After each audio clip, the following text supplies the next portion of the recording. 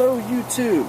Today I'm going to show you something that you may not know. So if you have changed your carburetor, your air filter, your spark plug, you've got ethanol free gas in it, you've done everything possible and your mower still will not start. I'll show you one other thing. So remove the bolts to get this 10mm bolt there, there,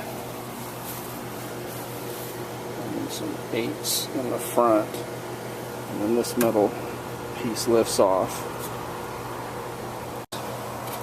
and this will just slide off.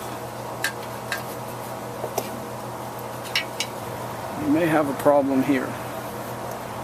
If this has been stored in a place that's susceptible to getting moisture in it, this piece here may be rusted. So mine, it's 1/4" bolts that hold this on. You may have rust here, here, here, here at this cable, maybe on here, or on here.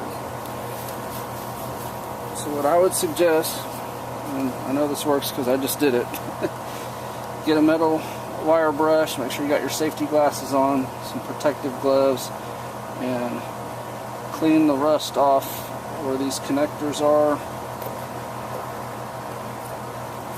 Disconnect the electrical there, clean that off both sides, clean all around there, clean these, and clean those. Then get your trusty dielectric tune-up grease, just put a thin layer, all these places where there was rust, then just reassemble.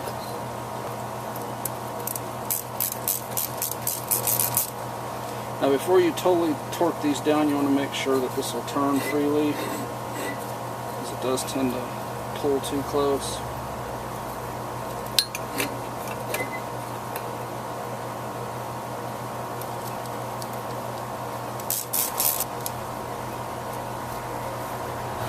This covers goes back on, reversible removal. So make sure you've got all your spark plug wire and stuff all out of the way.